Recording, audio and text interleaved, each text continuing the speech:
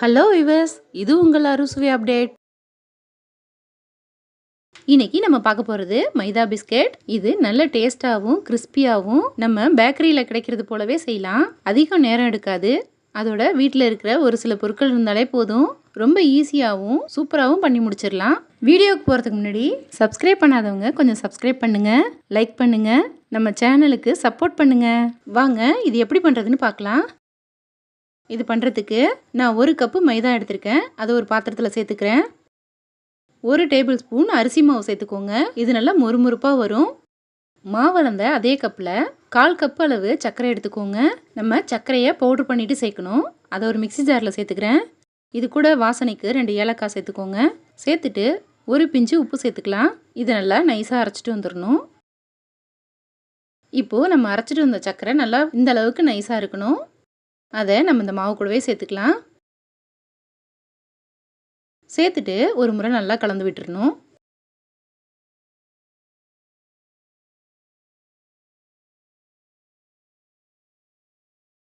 இப்போ நல்லா கலந்து விட்டுட்டேன்.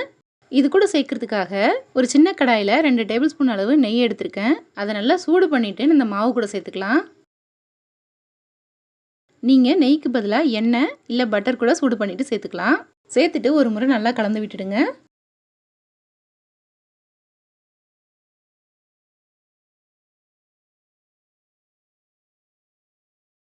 இப்போது நம்ம கொஞ்சம் கொஞ்சமாக தண்ணி தெளித்து இதை மாவு பிசைஞ்சிக்கணும்.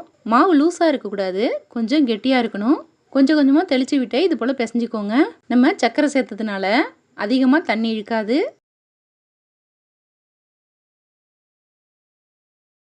இப்போ பாருங்கள், நான் 1/2 கப் அளவு தான் தண்ணி சேர்த்துருக்கேன். நல்லா கலந்து விட்டுட்டேன். இந்த அளவுக்கு மாவு கெட்டியாக இருக்கணும். இதை ஊற வைக்க தேவையில்லை. இதிலேருந்து ஒரு உருண்டை மாவு எடுத்துக்கிறேன்.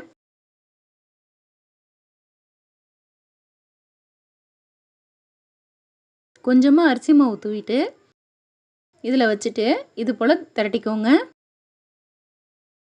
சப்பாத்தி கட்டையிலையோ இல்லை கிச்சன் மேடையிலையோ இது போல் செய்துக்கோங்க. மாவு 1/2 இன்ச்சு அளவுக்கு திக்னஸ் இருக்கணும். அந்த அளவுக்கு தகுந்தது போல் இதை தேய்ச்சி எடுத்துக்கலாம்.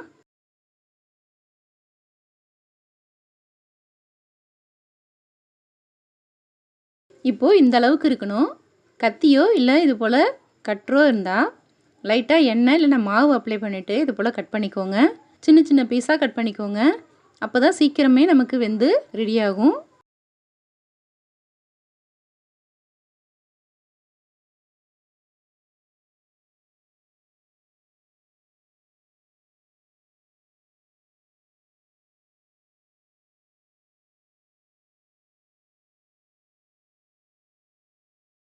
இப்போது எல்லாத்தையுமே சின்ன சின்னதாக கட் பண்ணிட்டேன்.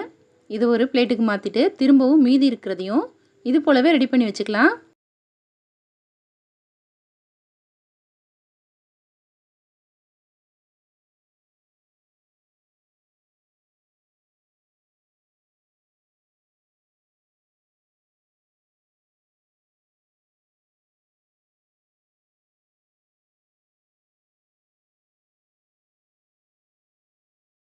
எல்லாமே ரெடி ஆகிடுச்சு.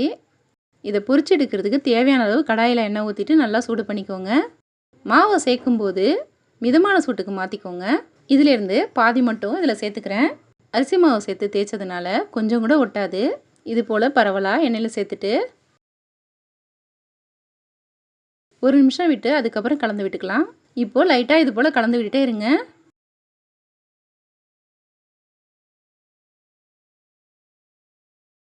இப்போது ஓரளவு கலர் மாதிரி வருது. இது எல்லாத்தையுமே இது போல் கலந்து விட்டுடுங்க.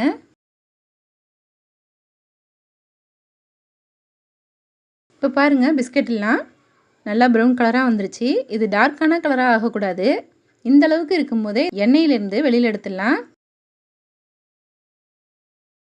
ரொம்ப டார்க் ஆகிடுச்சு அப்படின்னா பிஸ்கெட்லாம் ஹார்ட் ஆகிடும். இப்படி இருக்கும்போது தான் நல்லா கிறிஸ்பியாக இருக்கும். எண்ணெயிலேருந்து எல்லாத்தையும் வடிகட்டிட்டு பிளேட்டுக்கு மாற்றிக்கிறேன்.